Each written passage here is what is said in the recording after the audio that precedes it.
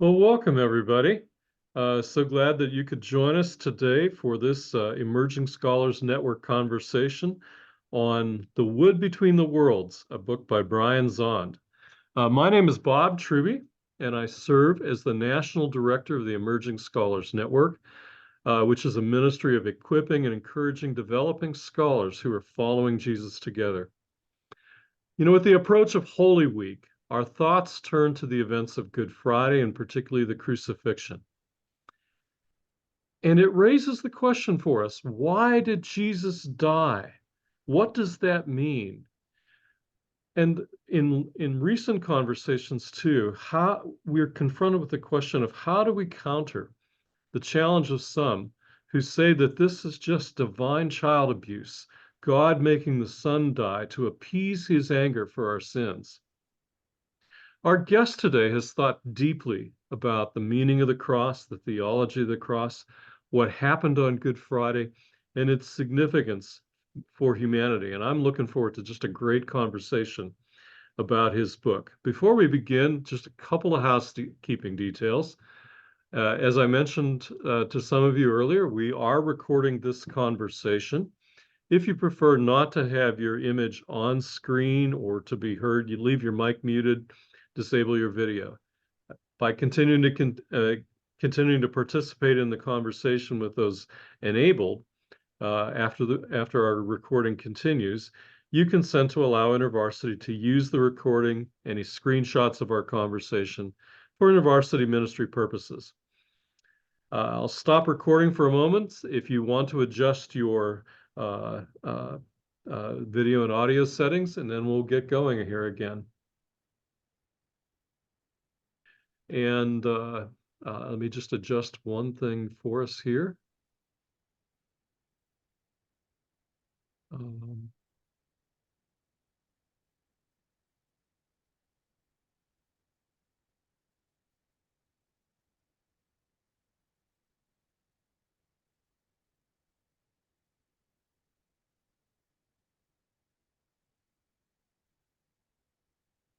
So anyhow, Brian, welcome to our time here. I'm so glad we have the chance to have this conversation.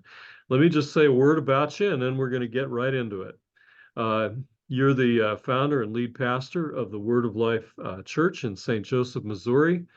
You also are a pastor theologian who's authored 11 books, including Sinners in the Hands of a Loving God, When Everything's on Fire, and your most recent book that we're going to talk about, The Wood Between the Worlds. You are an enthusiast when it comes to music, literature, mountains, and long-distance pilgrimages. And we were talking before about several of those that you were involved in. So welcome to our conversation today. Thank you, Bob. It's a delight to be with you. Yeah. Well, hey, we'll get right into it. Your book, The Wood Between the Worlds, is about the cross. One of the first statements you make in the book is that the meaning of the cross is kaleidoscopic. Would you tell us a little more about what you mean when you say that? Yeah, I'm pushing back on what has become, I think, an unfortunate habit to try to reduce the meaning of the cross to a single atonement theory, and then often take a combative stance against any other kind of interpretation. I just think that is an impoverished way of approaching the cross. And so I speak of it, of a kaleidoscopic theology of the cross. So, you know how a kaleidoscope works. You're looking at a source of light, you see various colors and geometric designs, but then you adjust the kaleidoscope, you turn it, and you're still looking at the same source of light, but now you have different colors and different designs. I think that is probably how we should view the cross, because I'm convinced that everything that can be known and truly said about God is somehow present at the cross. That's a kind of an audacious statement, Mm-hmm. but I think it has apostolic warrant. I think that Yeah. Paul would nod in agreement with that. So when Paul says, for example, I determined to know nothing among you except Jesus Christ and him crucified, I probably used to think of that as, well, Paul's saying, I'm just going to keep it basic because we're just getting started here. I no longer hear it that way. I think if we stay focused on the cross, meaning, by the way, the cross in the light of resurrection, so the crucified, risen Christ, we're not at all limiting ourselves, because this is how God has chosen to make himself most clearly known. And so I wanted to say, because when I look at the cross, I don't just see one thing, I see lots of things. And that's, that was maybe, that interest was piqued on that first Camino de Santiago when I was seeing all those different crucifixes. Yeah, we're going to talk a little more about all those crucifixes in a moment here. But I want to ask the other thing from the get-go in the book is you call this a poetic theology of the cross, or you actually use the term theopoetics. Could you unpack a little bit more about that? And Yeah, particularly why you think that's a better approach than some of our more discursive approaches in writing about the cross and the nature of God? I, I, I'm dipping into what I will loosely describe as theopoetics, because I don't want to restrict myself to the language of academic prose, which has its place. I'm all for it. I read a lot of that, but I don't want to be limited to that. Scripture itself, as we all know, it overflows with poetry, and there's more poetry in the scriptures, I think, than most readers are aware of. We know the Psalms and the literary Hebrew prophets, but there's a lot more that is poetic in nature. And when we are attempting to speak of the ineffable, I think we often have to reach for perhaps the less precise, but also less limiting language of poetry. Now, when I say poetry, I'm really, if you've read the book, it's not a Mhm. poetry book. It's not about poetry, although there are poetic aspects in Yeah, it. and you But it's do really include giving a me lot of poetry. It's giving me permission to draw upon not only poetry, but literature, film, song, painting. In other words, I'm embracing the arts as a legitimate way of communicating theological truth. And I'm just not limited to the language, the restrictive language of academic prose. I've heard some people talk about this place of beauty, Mhm. and uh, imagery, and the value of this, particularly in our current situation where sometimes uh, people are almost inured to the language of truth as a way of communicating. And is that some of what you're getting at? Yes,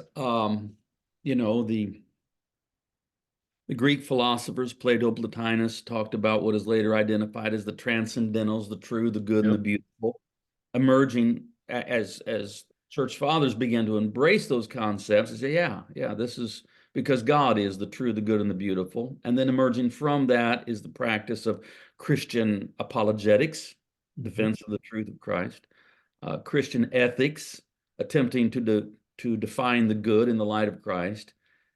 But then there's Christian aesthetics, which we have been hit and miss on. Sometimes the church has leaned into that. Other times it's sort of just ignored it as mere adornment and unimportant. I would suggest that we're at a time where even though Christian apologetics and Christian ethics will always have their place, I'm not against them by any means. They need to be done well, but done well, they have their place. But I'm not sure that avenue for evangelism is currently really open for us. What I mean by that is, if Mhm. we take our stand in the marketplace of ideas in this present moment and announce, "Hey, everybody, we have absolute truth, and we know what's good for you, and we meet at 10 o'clock on Sunday mornings." I think that's going to mostly be met with somewhere between shoulders shrugging indifference and outright contempt. And so, but beauty has a way of sneaking past our defenses. Beauty charms us. We fall in love with beauty, sometimes Yeah. against our will. And so, if we can both present the gospel as beautiful as it truly is, and using beautiful means to do this, mediums to do this, and then reflect at least somewhat that beauty in our own lives, I think that's probably the way forward in this present moment. We uh, So let's come back to those crucifixions you mentioned earlier. You talked about the sheer abundance of crucifixes in the world and how commonplace this is. And you talked about that, particularly in your own experience of being on the Camino. Why is the cross so scandalous, and why do we miss that sometimes? Well, the scandal right now is that it's not scandalous. Yeah, The scandal is that it's no longer scandalous. We are the sheer ubiquity of crucifixes over the last 1,500 years, if not longer, and in every part of the world, we look at it and go, oh, yeah, religion, Christianity, something like that. But I think we need to pause for a moment and go, how is it that the most replicated story image in the history of human art is that of a naked man nailed to a tree? yeah.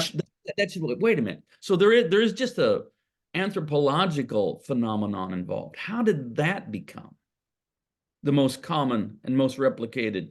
I mean, if you think about it, surely we have produced billions of Hmm. crucifixes and depictions of Christ crucified. How did that happen? And so in the book, because I want to mention this, the book has 16 images. It doesn't have this image, mainly because I couldn't find the cartoonist to get permission. And then if I had, we would have found out whether IVP would let me do it or not.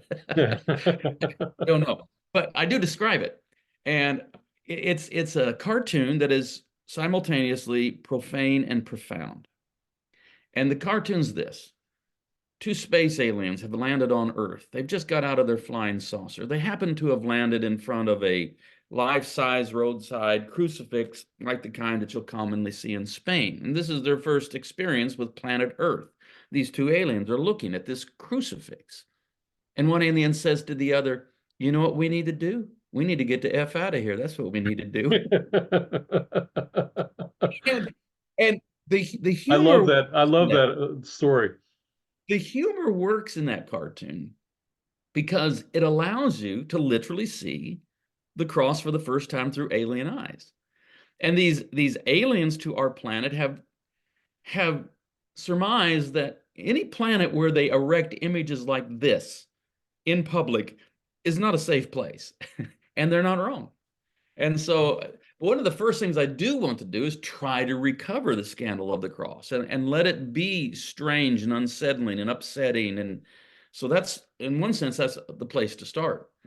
Yeah, yeah, yeah. I mean, um, I know in conversations I've had with students, sometimes I actually really raise rather than trying to just sort of presenting the gospel, I sometimes raise the question of why was Jesus on the cross? How do you understand it? One way or another, he was, and we got to deal with that question, and it's one of the most profound questions. And I just think, and we just have become almost inured to uh, the importance of that.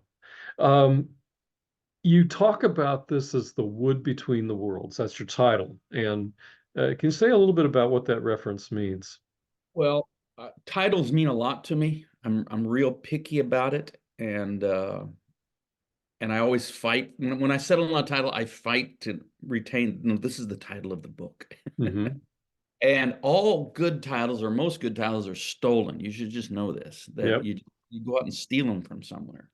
And I stole this from C.S. Lewis, where in the Chronicles of Narnia, the wood between the worlds, it's in the Magician's Nephew volume, is a place. It's the woods, the wooded grove, the grove of trees that has these pools of water that are serve as portals to other worlds, including Narnia. Well, I just like the phrase. It's a bit mysterious. It sounds nice, the wood between the worlds. And so I'm just reappropriating it. It's not the way that Lewis is using it. I'm using the cross as the wood between the worlds. There was the world that was and the world to come. And between those two worlds is the wood upon which the Son of God was hung. So that's the title. It's a great picture, though.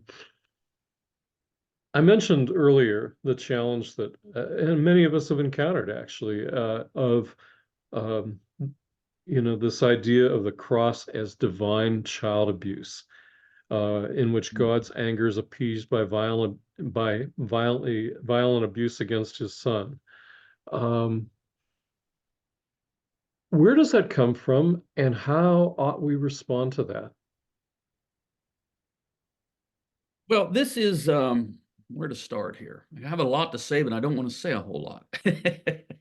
It's something that I have engaged in. I actually talk about this more in a previous book, and Hmm. I've done some academic debates on what we're talking about as penal substitutionary atonement theory. Hmm. And I don't think it's a helpful way. I don't think it's a helpful metaphor to understand what's happening at the cross because it ends up doing violence to the Trinity. Its origin is in it. By the way, it never took root in the eastern half of Christianity. The Orthodox world looks completely askance at that. Says, what are you talking about? That's not what happened. It begins with Anselm trying to understand why God became human, writing Hmm. roughly 1,000 years ago in a feudal shame honor society. He thought, well, God's honor has been impugned by human sin. And there must be a punishment for God to recover his honor, but there isn't an equal because, in that culture, if a peasant insults a nobleman, the nobleman cannot regain his honor by punishing a peasant. He must somehow do battle or duel with an equal. So he has to go find maybe another nobleman that this peasant is connected to, and he slaps him in the face with his glove and says, "Give me satisfaction, sir," and they go have a duel or something. Then by the time you get to Calvin, it's somewhat mutated into more of a satisfaction of the wrath of God, that God has a wrath that must be appeased, and it becomes Calvin's theory that God satisfies his wrath by pouring it out upon his son. And there are many problems with that, but this is where you end up with the son acting as an agent of change upon the father, and the father is immutable. The father doesn't change. The son isn't changing the father. The son is revealing the father.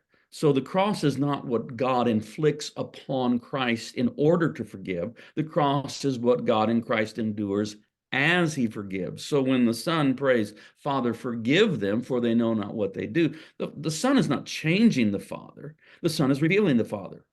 The father would in effect say, "Of course, son, this is who we are," because the son only does what he sees the Hmm. father do, only says what the father says. If you've seen the son, you've seen the father.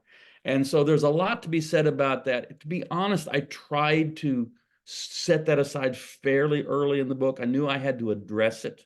I never Hmm. actually used the term penal substitutionary atonement theory, Hmm. uh, but I describe what N.T. Wright calls a paganized soteriology and show why I think that is not only unhelpful, I think it's actually aberrant and untrue about how we should understand the cross.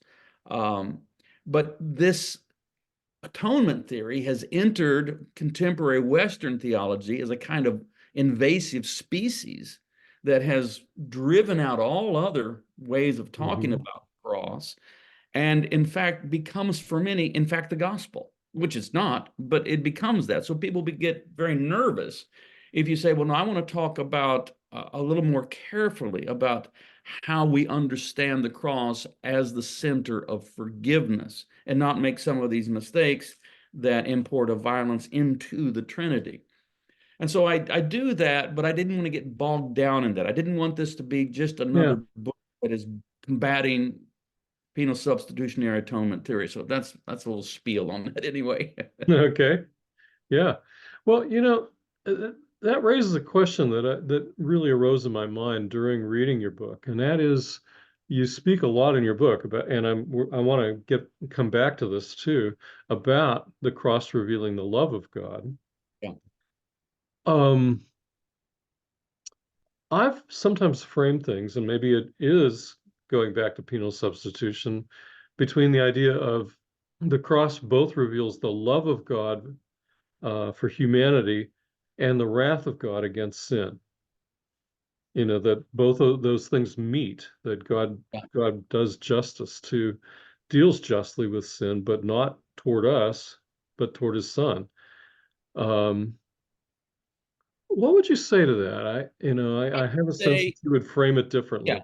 I would say we need to be very careful and subtle in our language. Hmm. Um, the wrath of God is certainly real, but I think it's best understood as a metaphor for the consequences of transgressing the love of God. Hmm. God creates because God is love. I mean, all that is because God said, let there be. Why does God bother? Because God is love seeking expression. And God is love creates a grain to the universe. And Hmm. if we love God and love our neighbor as ourselves, it tends towards well-being. Now, I understand that there's all kinds of vagaries and free will and catastrophes. I'm not saying that, this is a guarantee of a painless life, because no one gets out of life unscarred. But if we go with the grain of love, it tends towards well-being and human flourishing. If we say, I don't want to love God, and I don't want to love my neighbor, I want to use my neighbor, and I want to have an idol in my own image, or whatever we say, Hmm. then you begin to go against the grain of love.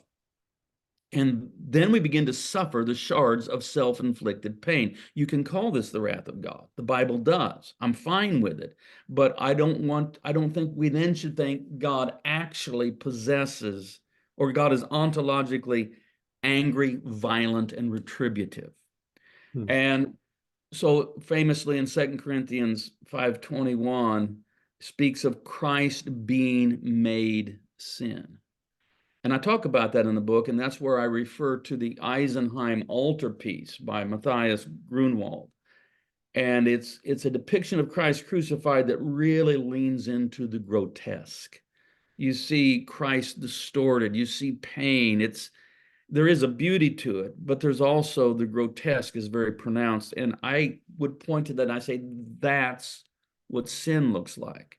And that's what the wrath of God looks like. But it's not the father saying, I must punish my son so that I can satisfy my wrath or satisfy justice. Because let's just be honest, there is no justice to be found in punishing an innocent victim. That's injustice. That's not justice, that's injustice.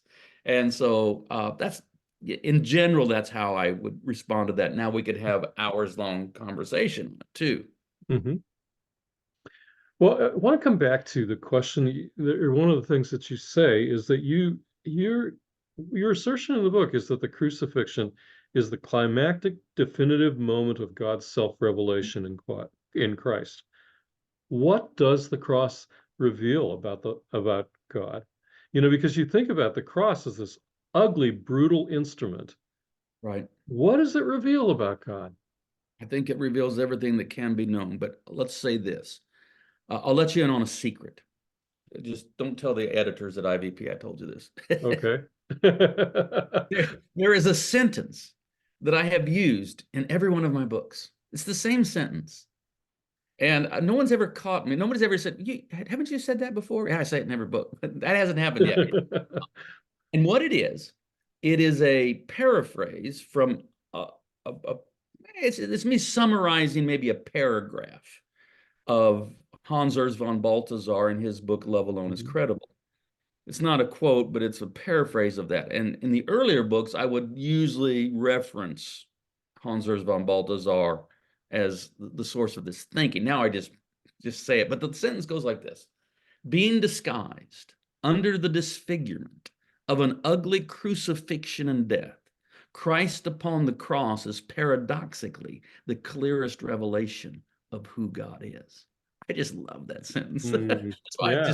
it's a little game I play. I drop it in every book and see if it notice it. He always says that, which I'm happy with being caught that I always say that, because I think it's such a great sentence. And it's so counterintuitive. I mean, from the beginning of human religious imagination, we've depicted the divine in various ways, but it tends to be in terms of might and grandeur. You know, Mhm. this is Vishnu riding his chariot triumphal, or at least, Buddha sitting in the tranquil bliss of enlightenment.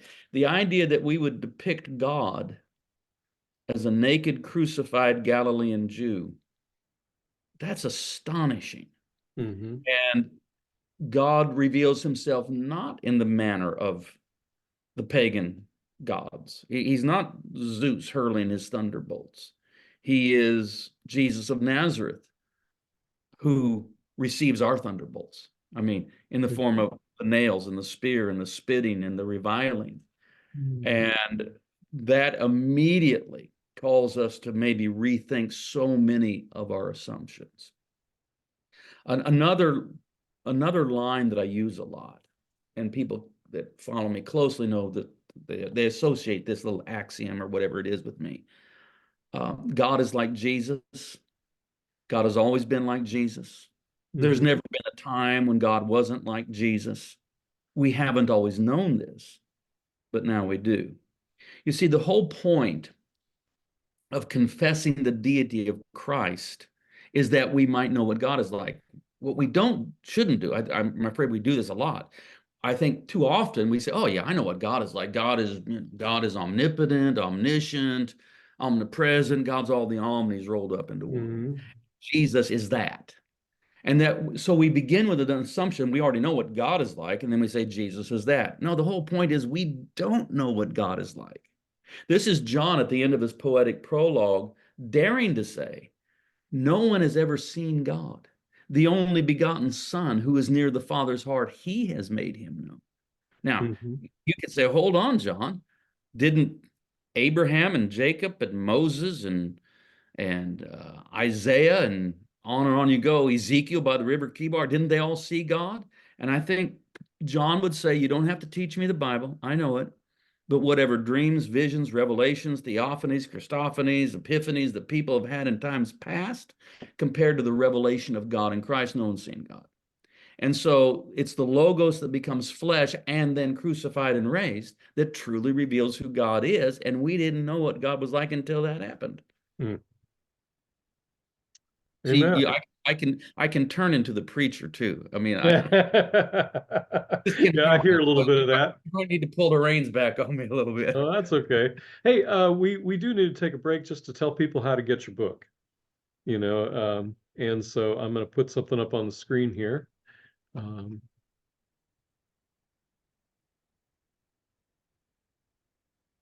So the book we've been talking about is The Wood Between the Worlds by Brian Zahnd. And there's a link here on the screen, but it's also in your chat where you can if you order the book from InterVarsity Press, you can purchase it for 25% off with free shipping using the code IVPESN at checkout, and that'll be good through March 27th. And you can apply it to your whole order. So you might see several other books there that you want to pick up as well. And you can get those as well along with Brian's book. But we really do want to encourage you to pick up the book. I just love the cover art on this book. It's just a gorgeous, gorgeous book, as well as just rich in terms of what you'll find in it. So that's the book. And now, do want to give our audience, we would love to get some questions in the chat. I don't see any yet, but Can I we, just say that the cover is absolutely gorgeous? I can't take any credit for it. So, I yeah. mean, I'm the designer and worked with some of the ideas I had in the manuscript, but my goodness, I don't know if they give awards to people that design the best cover, but this one should win because it's an absolutely gorgeous cover. Well, InterVarsity Press has I just been, wanted to pay tribute to the design team at IVP because it's fantastic. well, they have been winning awards for book design for 60 years, I All right, think, well, they're going to win another one, I think. at least that long, and so they just do some amazing jobs. So we just gave IVP a shout out, and which I am happy to do. I've sort of been raised on IVP books through my whole career with InterVarsity staff. We used to get all of them for free, and then they started publishing so many of them. I just said, you got to have well, they called it auto book, and I just said, you got to have an auto bookshelf program as well. Mhm. Yeah. But at any rate, they published a few good things over the years. Well, while we're waiting for questions, and we really do want to hear from those who have joined us today. Uh, you write about Elie Wiesel's Night and the question of where God was amidst the suffering of Auschwitz. Later, you also talk about the image of the cross and the lynching tree. James Cone has used that image in his writing, and sort of the identification and the comfort that some find that in the midst of my suffering, God is there. He has suffered too. But I've also wrestled with how that begs the question of why didn't God prevent it? Why, it's nice that God has identified with me in this, but why didn't God prevent it? Well, How, this is the thorniest issue of all, this question of theodicy. yeah. And I don't know that there's an adequate answer. The Bible is aware of the problem. It is aware of the problem. I don't think it attempts an answer, at Yeah. least an answer in the form of, here's the answer, dun, dun, dun, I dun, was dun. hoping you'd have one. I don't know that there is one. I mean, I think Yeah. ultimately you have to, there's two appeals you make. You have to appeal to free will, that when God says, I'm going to create beings that are truly autonomous, they have radical freedom. This opens the door to everything, including sin, evil, suffering. Hmm. So you begin with an appeal there, and then you go all the way to the end to an eschatological hope that every tear will be wiped away, and there will be no more sorrow or sighing, death shall be no more. But in between, let's say it this way, the alpha of creation and free will, autonomous being, and the omega of the restoration of all things, we have the tau of the cross, where God does not exempt himself from the reality of suffering. If those created in God's own image suffer, then God does not hold himself exempt and aloof, but enters into it fully with us in Christ. Hmm. I don't know if that's a satisfactory theodicy. I say it's the only one I know, and I think it's as close as we can get. So I'm sorry if I disappoint you there.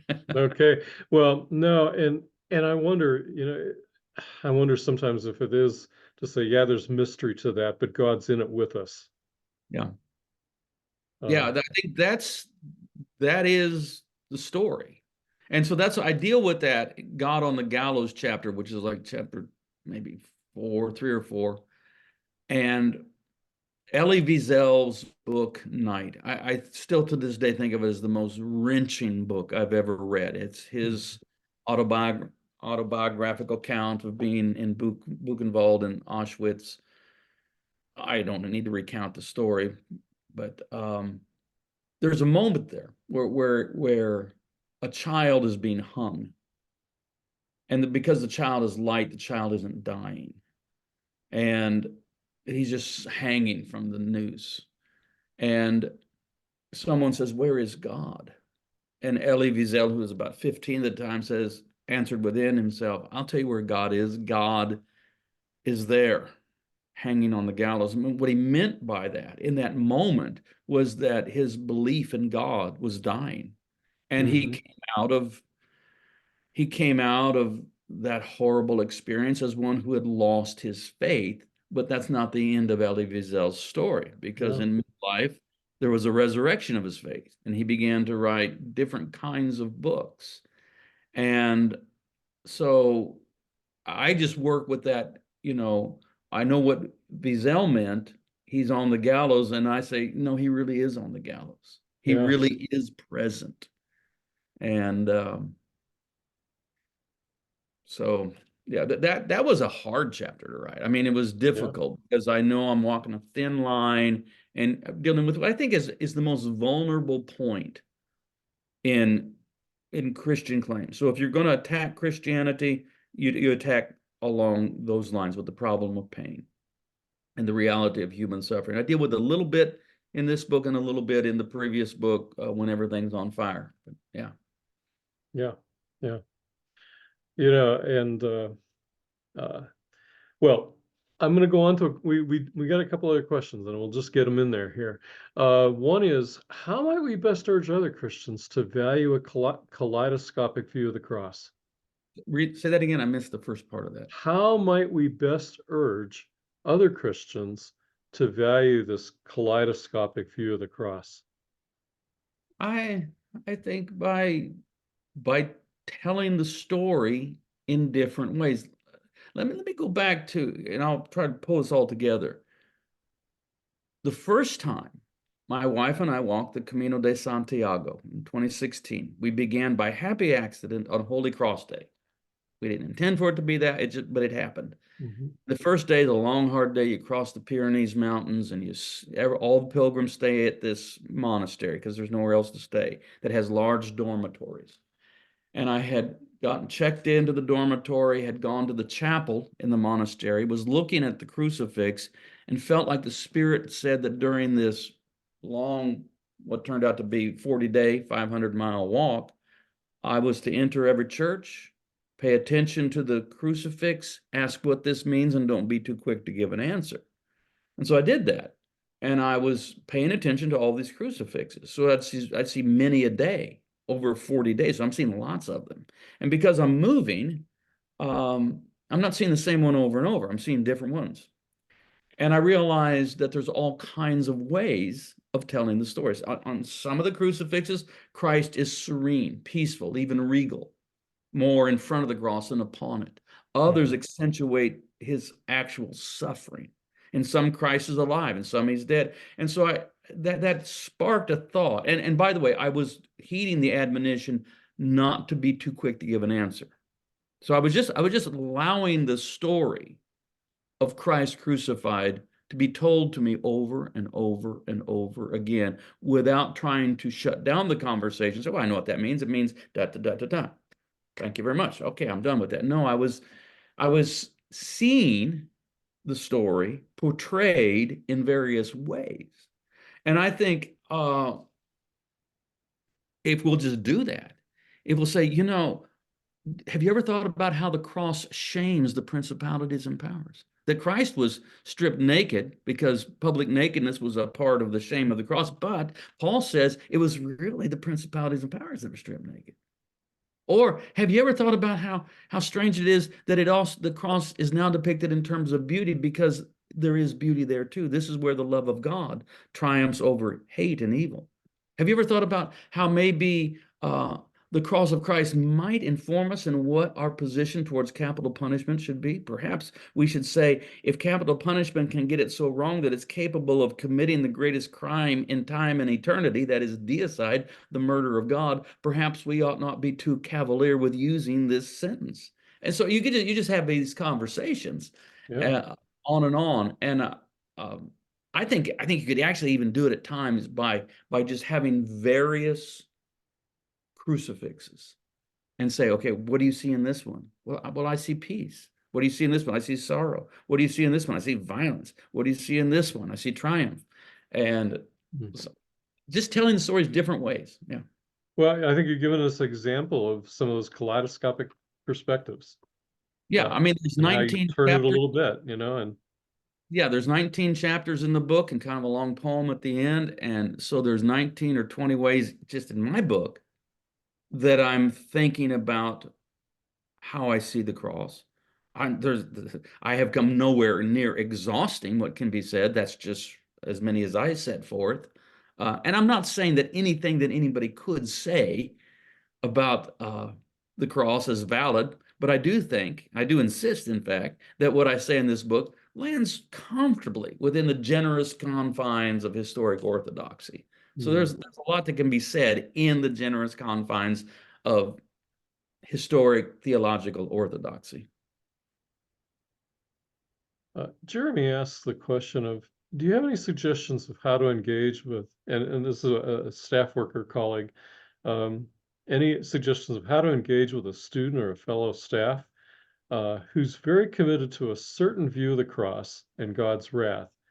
How do we help them sort of look at more? And that's a little bit like the last question in some ways, but particularly, how we help those who minister with open up to different things. Yeah, I mean, I do this a lot. I'm going to speak frankly here. I'm going to just beat around the bush. I'm going to say what I really think. If someone has inherited through, let me rephrase this. Unless a person has made a deliberate, conscious decision that I am committed to Calvin's ism, and I identify as a Calvinist. Hmm. Uh, I think most people are very open to hearing new ways of understanding what we mean by the wrath of God. Is God actually ontologically uh, angry, violent, retributive? I know we can paint pictures of God like that, but is it accurate? Hmm. I have found that the vast majority of people are open to hearing about that unless they have, just put down their stake and said, I'm a Calvinist and this is what I believe and I'm not going to move from it. Then I think the conversation doesn't go very far and I can't do anything about that. Yeah, yeah, yeah. And uh, uh, another person, But let me go let me ahead, hasten go to ahead. add, there's all kinds of Calvinists. I mean, my friends Walter Brueggemann, to a certain extent, Fleming Rutledge, others that you won't know of, identify as Calvinists. But really what I'm describing is the neo-Calvinist of a particular variety that is rather common in the United States over the last 20, 30 years. Another question here is, when you're not on pilgrimage, what role do images of the cross, crucifixes, icons, paintings, etc., play in your own ongoing walk with Jesus? And what role do they play in your church? Great question. I'll start with personal. I mean, in the book, I talk about on my writing desk. I'm at my writing desk, and I talk up, and right here it is. Here is Yeah. this is the Russian Orthodox cross icon. It's just absolutely gorgeous that I got maybe, I don't know, 15, 16, 17 years ago in Bethlehem from an icon dealer. And I think of this as presiding. When I go to write, I light a candle in front of this cross, and I think of it presiding over what I do. I employ Orthodox icons in my morning prayer time. That might be surprising to you, or maybe not.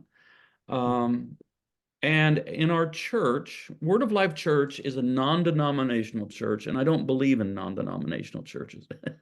It's just what happened, okay? I come from the Jesus movement, and it started off as a coffee house in the Jesus movement of 1970s, turned into a church, and it's our story. And but we've tried to maybe rectify what might be something of a problem by being very deeply, intentionally ecumenical. And so and in fact, I speak a lot in Catholic and Orthodox settings on a pretty regular basis. I recently was the retreat uh, director for a monastery of Benedictine sisters, which you may find surprising or maybe not. No, But no. so in our church, we have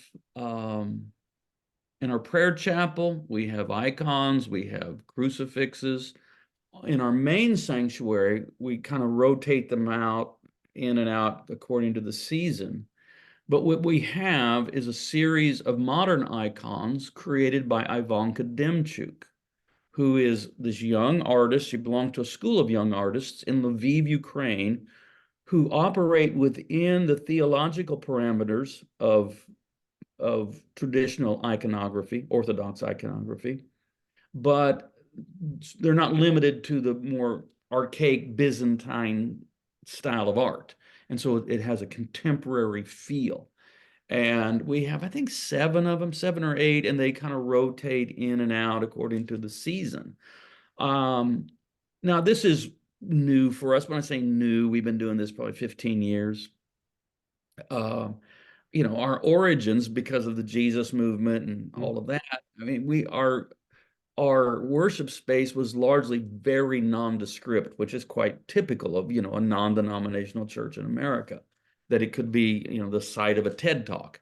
But we've tried to move away from that, and we're trying to bring in more and more religious art so that in fact the space has more of a sacred feel and not just a utilitarian, pragmatic, could be a secular venue feel.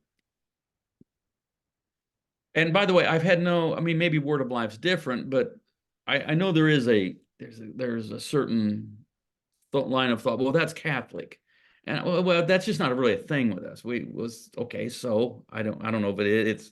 I think of it as just Christian, but you'll hear the Protestant argument at times, although this is not reform. This didn't begin with Luther, Calvin, or Zwingli. This comes later on, actually quite a bit later on, where there was sort of a hesitation for Protestant churches to display a crucifix. And so they opt for a more abstract cross. I'm fine with crosses too. And I mean, we have those, and that's great. They're a lot easier to draw. You don't have to be an artist to do that. But there is a difference between a crucifixion and a cross. A cross is an abstract geometric image. A crucifix, you look at it and you go, "Ooh, that's telling a story there. That's Yeah. something's going on here." And so it has a depth of pathos that a cross doesn't have. So yeah, we employ both in our church. Well, I'm going to offer you one last question. By the way, Scott put a link into Ivanka Demchik's website in the Yeah, chat. and by the way, I just want a little shout out to Ivanka. I offered to pay her, because I used one of her images in the book, and she said, no, no, you Wow. have to put it out there. So I thought that was very generous. I mentioned her in the acknowledgments, but we've never met in person, but we correspond, and I just think what she's doing is fantastic. Well, you might go check out, it might encourage people to check out her website and see some of her work. Um, Last question here we're going to talk about, and then I'm going to give you kind of chance to give your kind of parting shots here. Uh, Ned asks, Jesus is called the Lamb of God, which takes away the sin of the world by John the Baptist. Can you tell us how the Old Testament sacrificial system is linked, exemplified by the cross?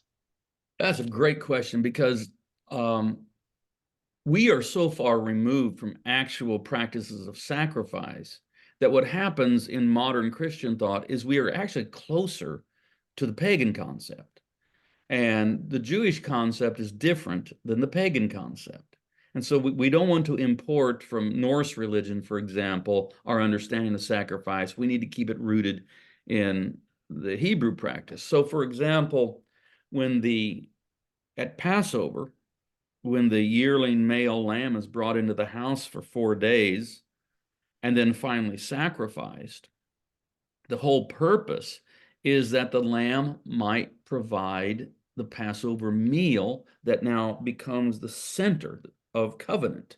The family gathers around this covenant meal, and this is what ratifies the covenant, is this meal that is then celebrated annually and then is reimagined by Jesus on the night of his betrayal in the upper room and becomes the Eucharist, the Lord's Supper for Christians.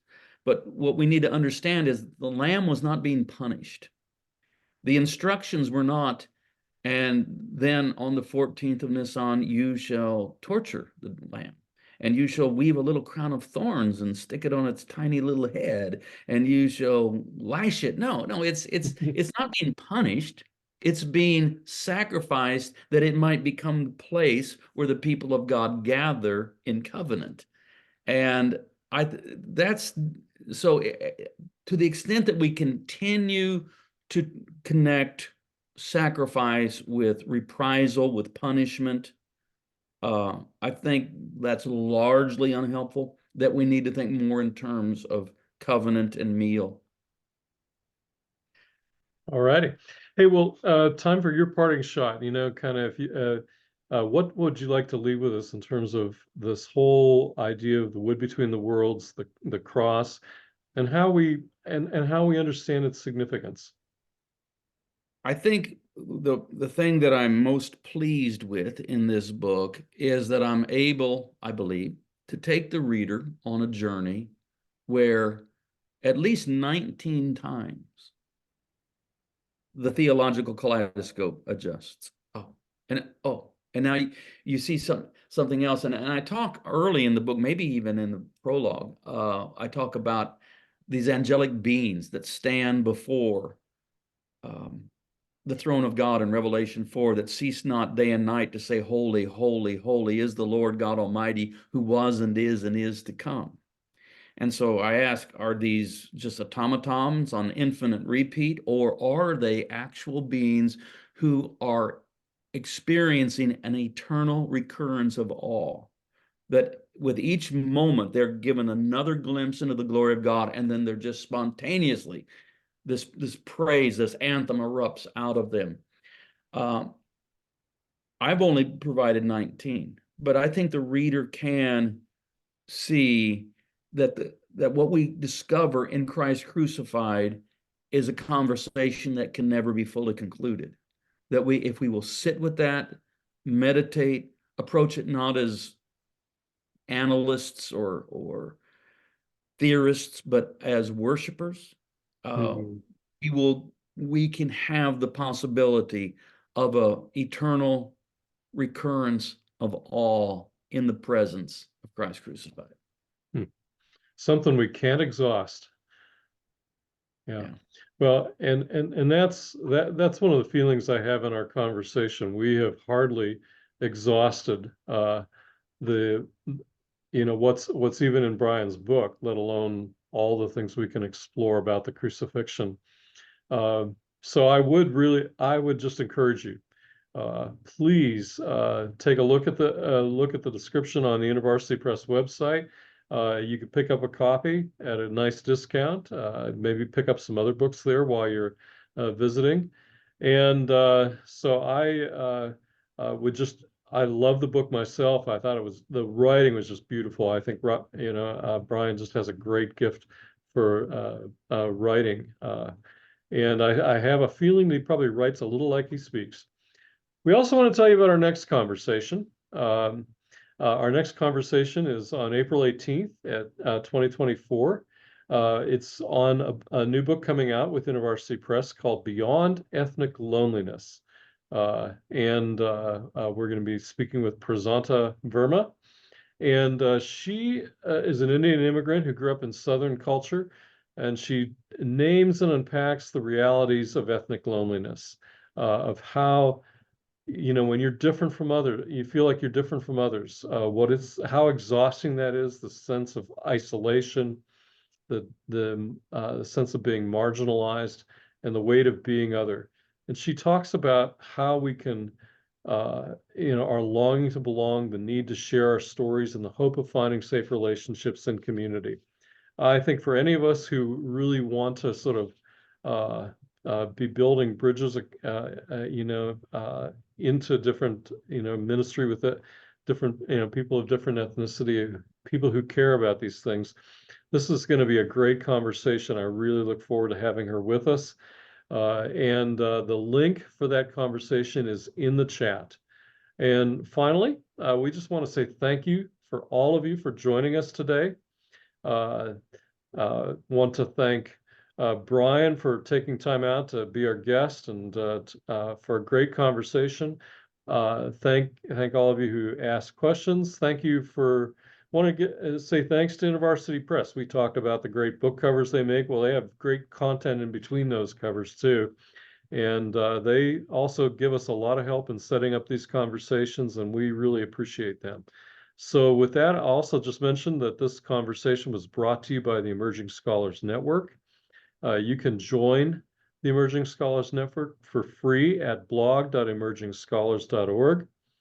We also are on social media on Facebook, Instagram, and X at ESN And you can visit and subscribe to our ESN channel on YouTube at youtube.com/ESNIVCF. We have all of our conversations stretching back over several years there, nearly 60 of those. And probably in a day or so, this one will be there as well. So you can actually pass along the link to those who weren't able to join us today. So with that, we will conclude and we'll end the recording here.